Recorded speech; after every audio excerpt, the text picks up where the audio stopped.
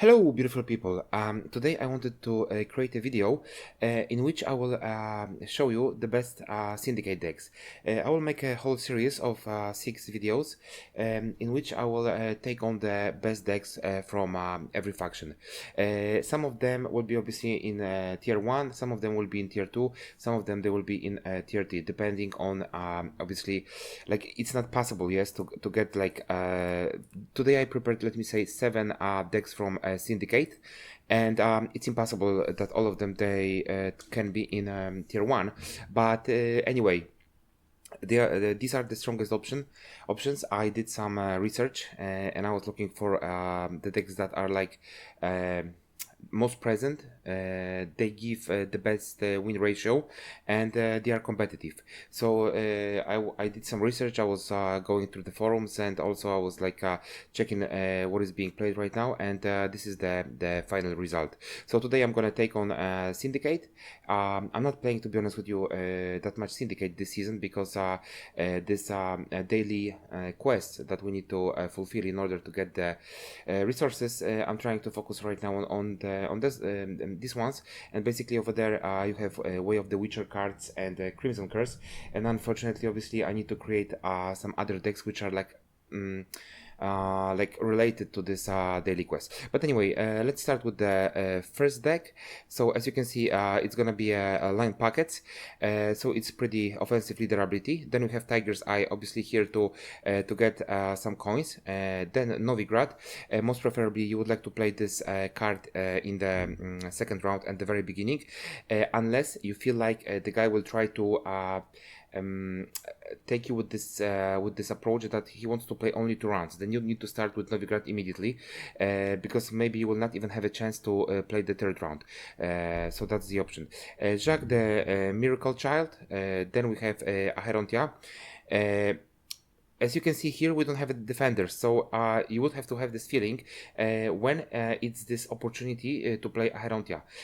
And you would have to give him something in order to take all the removal tools from him, especially the logs, and then you could play Acherontia.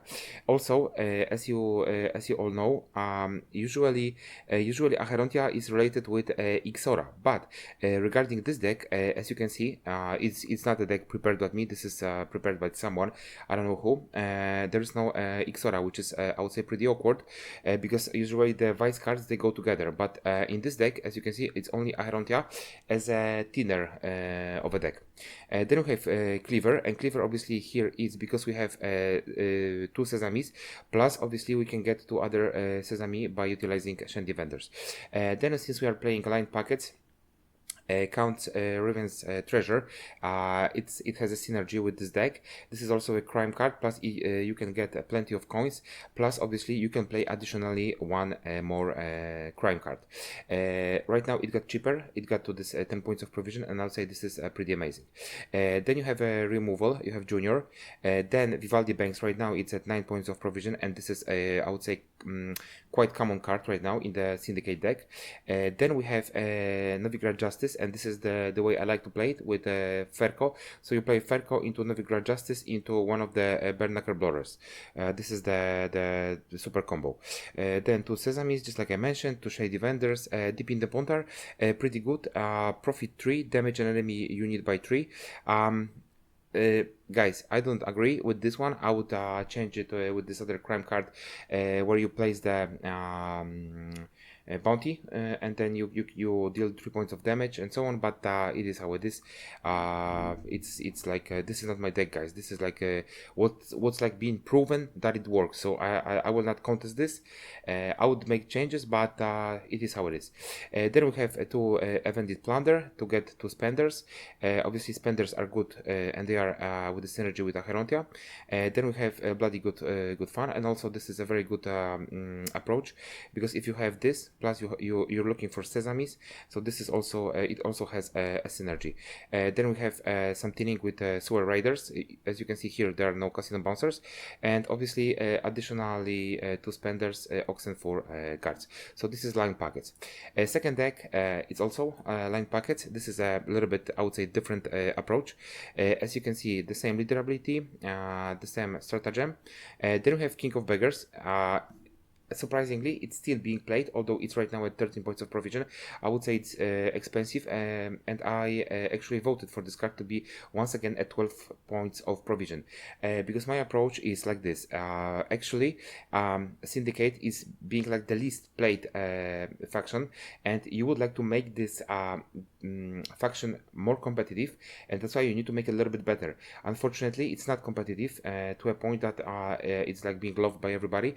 That's why giving this faction additional nerfs makes absolutely no sense, because it's gonna be forgotten. It's pretty complex. It's a little bit different than the other ones. It's not like a no-brainer. Usually the decks they challenge you. You need to count, and that's probably like it's a challenge for some of the players who doesn't want to think, they just want to basically kill free time. Then we have Novigrad, the same situation as before. Acherontia also, as you can see, no Ixora, so the same situation here. Then surprisingly we have a Scandrel. Then once again a Junior, right now at 10 points of provision, at 5 points of power, so it was also buffed a little bit. Then we have Vivaldi's Bank. As I said before, it's pretty common right now. Then surprisingly we have a Flying Redanian, so definitely here you would like to start on blue coin. Otherwise you will have a huge problem with drawing a Flying Redanian in round 1. Then since Morales got buffed this season in July, right now this card is also present in of the books and also in the line packets as a toll punish removal. Then we have Conjurer's Candle, and Conjurer's Candle here is mainly also for Flying Redanian. Then we have Ferko, but as you can see, Ferko it's not being played into Novigrad Justice. It's not being present here, and also as you can see, what is also surprising, we don't have Count Raven here. Then we have 2 Sesames, also 2 Shady Vendors, so the same situation. Then we have 2 Witch Hunters, so this is like a bounty plus the removals. Then we have 2 Bernacle Blowers, 2 Shady Vendors, 1 Slender, 2 Evended Plunder, 2 Hysteria, and I would say this Hysteria it's a better approach than Deep in the Pontar. In my opinion, I would definitely decide to, also with the Evended Plunder, do you need that many spenders? If you have 2 here, then you have 2 here, then you also have a spender here, then also a Scoundrel can be a spender, plus these 2 guys. I would say it's like an overspill, but guys, if it works, I'm not challenging this. Then we have a Pirate's Cove. It seems like it's still strong and competitive. Maybe I will make it a little bit bigger for you guys so you can see it better. Pirate's Cove, or maybe this is the problem that it's not that easy. Okay, so we have Pirate's Cove, then we have still the same Stratagem Tiger's Eye, Sigiroven. So as you can see, it's gonna be like a gang related deck for sure. Once again, King of Beggars, but in this deck actually this is a, I would say kind of needed, because you would get this 1 tick of a gang, which is Blind Eyes. Once it's gonna be summoned, then additionally you have Blind Eyes on board. Novigrad, just like before, Jacques Miracle Child as a spender. Then once again Junior. It's the 3rd deck out of the meta, and also the same goes with Vivaldi Bank. So as you can see, both of these cards plus also the Novigrad, it's present in almost every deck. We will see later on. Then obviously, since we play Sigiroven, we need to also include Collusion. Then Tunnel Drill. This is a big surprise, because Tunnel Drill was not present in any of the decks which is like designed for. So this is a card that is designed for line packets, and we don't see this card over here, but surprisingly we have this card as a removal tool here. Then we have Ferko, and Ferko can be played in one of the crimes. Plus then we have this Kalstein as a purifier. Also a big surprise. Then Pulling the Strings, obviously, this is a must-have. Then 2 bloody good friends, and this is here mainly because of these 2 ticks of gangs. Then we have Little Bird, obviously 2 of them because this is an amazing card and it's like designed for gangs. Shady Vendor, most probably it's gonna be played here in the melee row just to get additionally crime card. But what I mean by this, it's a gang related card here. But also, if you need a 5-point removal, then obviously you will play it in the range row. Then once again we have Fistech, so a removal tool, Evented Plunder just to get a spender and to get one more gang. Additionally, a control tool, failed experiment, mutant maker, obviously here because it has a fire sworn and salamander gangs, ticks, and Fistech trafficker, but not playing defensively but offensively. The fourth one, once again, as you can see, this is a second Pirate Cove, but this time we play with Tactical Adventure. This is a big surprise for me, guys. I would never expect something like this, but it is how it is. And as you can see, pretty much the same. We have obviously Sigi, King of Beggars, Novigrad, Jacques, Junior, Vivaldi, Collagen. So until the goals are the same. But then we have a change. Sausage Maker. This is a big surprise. Usually this card is designed to be played with Treasure Hunters. Then it can like create this carryover in which in the next round and the next round you will have this situation in which you will have a unit with resilience, but also a unit already infused with this coin production. Ferco once again. So this is guys, anyway, all these cards with 2 points of power which are thinners, there should be at 7 points of provision, like Ermion and so on. Vibjorn already is right now at 7, so definitely very Ermion should be also at 7 points of provision.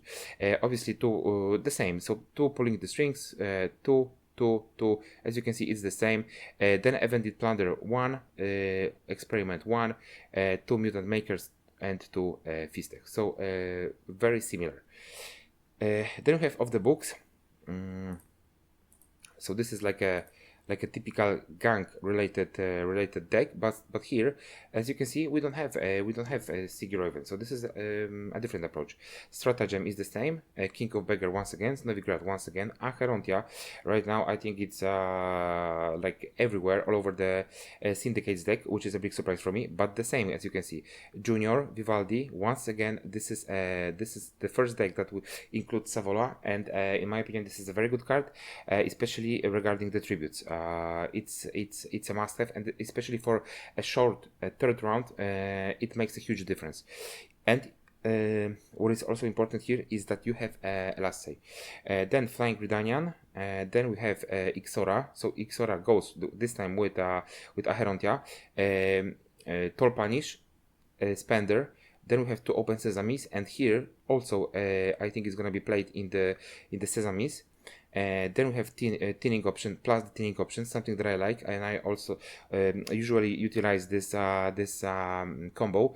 So Casino Bouncers and also the Sewer Riders. Then we have 2 Spenders. Then we have also Shady Vendors, Evented Plunder. This is only because it creates distribute. That's why it's included here. This whoever created this deck, he's afraid that he will not meet the expectation of 12 coins for King of Beggars. Then we have Oxenford Guard as a spender. Okay, one more time, and as you can see, this is like almost pretty much the same if you compare. As you can see, the only difference are the bottom cards regarding the 4 provision card, because here we have this Renegade Mage. Here it's not included, and here we have Sea Jackal. So that's the only difference. So whichever you prefer most, just go for it. I think this is just like to be on the safe side. But if you count all the coins that you can spend, so here it's already if you play this one, plus if you play is it Jacques, it's not here. Okay, so yes, but you would have to play Moralis, and I think that should be enough. Playing Moralis plus this, you don't need actually, this is like, I don't know, whatever. Maybe it's just here just to remove some 3 points unit. Maybe if somebody has a 6-point unit, then you could use Junior plus this, and you could remove a 6-point unit. Maybe that's the reason. And then we have a good old Jackpot. And here, as you can see, Tiger's Eye once again. Then you have Madame, but here you have only one Sly and only one, and you have two Passifloras. All right, so that's the way it goes. Maybe he counts that in the let me say in Novigrad you will get additionally one more Sly Seductress. Once again, King of Beggars, obviously Novigrad. Captain Iago as a last say, currently hit with control option. Then we have Royal Decree. We don't have Vivaldi Bank. Kind of surprised, because right now definitely I would change this card in order, for instance, to get the certain amount of coins and to draw Redanian. But also what is kind of important is that here definitely this is a blue coin deck, so if you don't start, then you run into problems. With this freak show, I don't agree that much, because it doesn't create coins, and here we need coins in order to have Flying Redanian, in order to have Soul also growing, so, and also for Hvitr and Aeldia, so this is like a counterproductive for our deck. But anyway, that's how it goes, so I'm not judging, this is somebody's choice, but I would make a choice with this, I would make a change with this card. Then we have Conjurer's Candle, just like I said, this ultimate combo, Hvit, Aeldia plus Soul, they really work together properly. One Shady, two Feast Tech, two Evended Plunders, obviously for spenders. Then we have Thinning option. Then we have two cards which finally they are able to bring us some coins. Also Passiflora Peaches, cards which are really coin dependent. One Purifier and one card with poison ability. So this is the deck, guys. I didn't put this in a certain order. All of the cards are in a, I would say, pretty much a random order. Experiment with this. So if I were you, right now, if you have this 7 decks ready, what I would do, I would just basically play a few games, which every one of them, and I would just then make myself an opinion which is the best right now, which works the most, against which kind of decks, against which kind of decks it doesn't work. That would give you this feeling, especially if you are not I would say pretty advanced with Syndicate decks. So this is definitely a good option. Let me know what are your experiences, what is the best for you, what worked, what didn't work, what kind of changes you would make, because definitely I would make some changes for sure, but it seems like I'm not right here, because this is these are the decks which are most probably created by some pro players who are really fascinated about the games, and they are really into the game, and they know probably much more than me. Tomorrow I will try to record some other faction. Let me know which one you would like to see, but let me know quickly, because I also need to do the research. If not, I'm just gonna select by myself whichever I like. If you want something specific, just vote for the faction, and once I'm gonna see the votes, then I will try to do my best to record it. Anyway, thank you very much for watching. Thank you for your time and support. Please like, subscribe, and comment, guys. See you in the next video. And the last announcement, guys, please go to the nearest shelter and adopt the dog. Thank you very much, guys. Bye bye.